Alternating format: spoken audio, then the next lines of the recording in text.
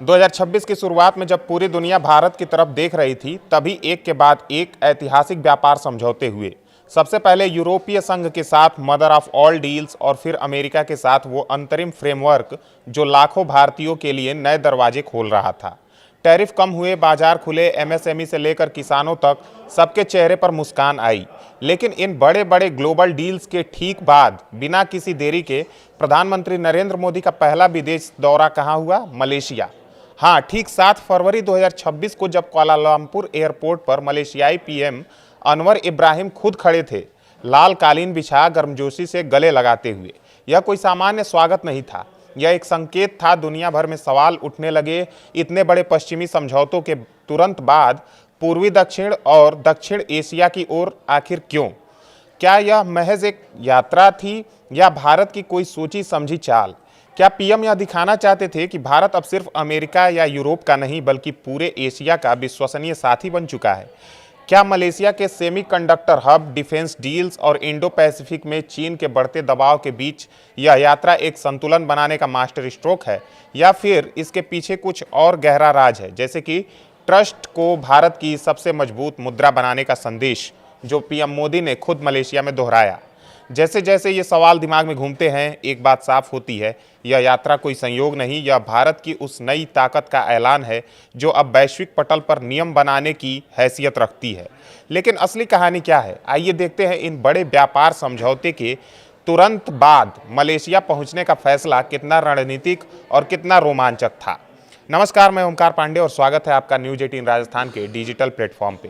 27 जनवरी को भारत और यूरोपीय संघ यानी ईयू के बीच एक ऐतिहासिक मुक्त व्यापार समझौते पर हस्ताक्षर हुए, जिसे मदर ऑफ ऑल डील्स कहा जा रहा है।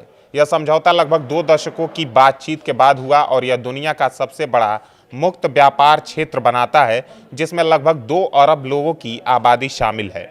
समझौते के तहत भारत ईयू के 96.6% निर्यातों पर टैरिफ कम करेगा या खत्म करेगा, जबकि ईयू भारत के निर्यातों पर भी ऐसा ही करेगा।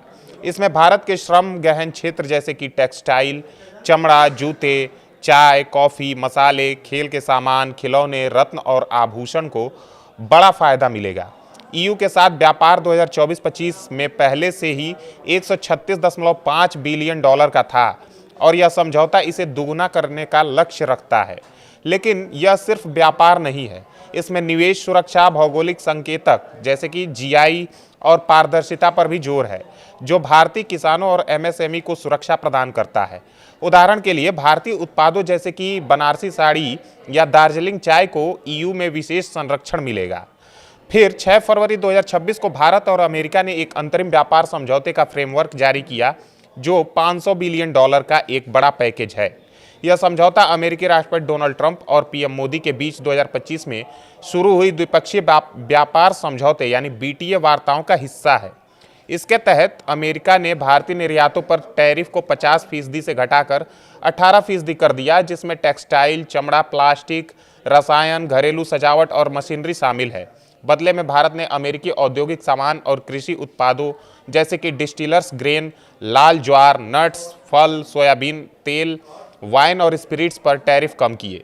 खास बात यह है कि यह समझौता भारतीय किसानों को नुकसान नहीं पहुंचाता, संवेदनशील उत्पादों को बाहर रखा गया है।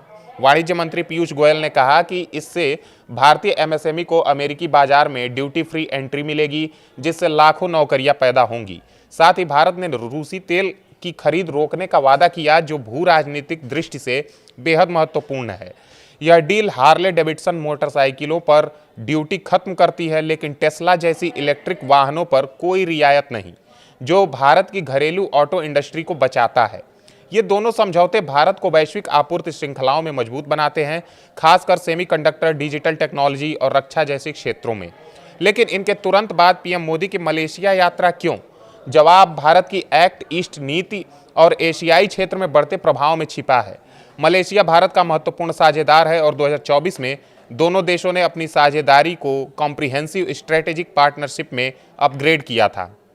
पीएम मोदी की यह यात्रा 7 से 8 फरवरी को हुई, जो अमेरिका और ईयू के डील के ठीक बाद है।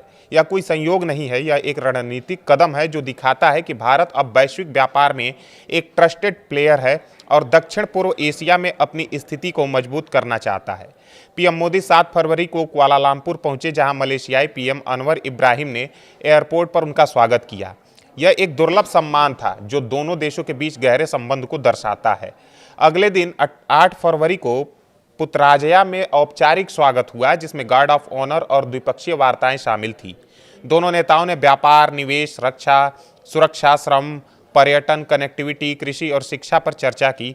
कई एमओयू साइन हुए, जिनमें स्वास्थ्य, राष्ट्रीय सुरक्षा और श्रम सहयोग शामिल है। पीएम मोदी ने कहा कि मलेशिया उनकी 2026 की पहली विदेश यात्रा है और उन्होंने अनवर को पिछले साल आसियान समिट में न आने के लिए माफ़ी मांगी। उन्होंने वादा किया कि दोनों देश आतंकवाद विरोध, खुफिया साझा और समुद्री सुरक्षा में सहयोग बढ़ाएंगे। साथ ही एआई, डिजिटल टेक्नोलॉजी, सेमीकंडक्टर, स्वास्थ्य और खाद्य सुरक्षा में साझेदारी को मजबूत किया जाएगा। यह यात्रा क्यों जरूरी थी? क्योंकि अमेरिका और ईयू डील्स के बाद भारत को एशियाई बाजारों में अपनी पकड़ मजबूत करने की आवश्यकता महसूस हुई। मलेशिया सेमीकंडक्टर और इलेक्ट्रॉनिक्स का हब है और भारत मेक इन इंडिया के तहत इन क्षेत्रों में निवेश चाहता है। 2025 में भारत मलेशिया व्यापार $20 बिलियन का था और यह यात्रा इसे बढ़ाने का अवसर है। साथ ही इंडो पैसिफिक क्षेत्र में चीन के बढ़ते प्रभाव के खिलाफ भारत आसियान देशों के साथ रक्षा सहयोग बढ़ा रहा है। पीएम मोदी ने कहा कि भारत और मलेशिया की साझेदारी सामरिक विश्वास पर आधारित है, जो आर्थिक परिवर्तन का रास्ता खोलेगी।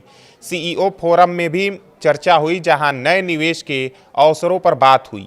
इस यात्रा का एक दिलचस्प पहलू यह है कि यह भारत की बहुध्रुवीय विदेश नीति को दर्शाता है। अमेरिका और ईयू के साथ डील्स में भारत को पश्चिमी बाजारों में लाभ मिला, लेकिन एशिया में संतुलन बनाना जरूरी है।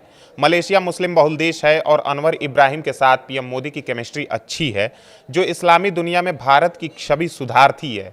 साथ ही यह यात्रा भारत और मलेशिया के पीपल टू पीपल कनेक्टिविटी को भी बढ़ाती है, जिसकी एक झलक तब देखने को मिली जब सांस्कृतिक कार्यक्रमों में दोनों देशों की साझा विरासत दिखाई गई।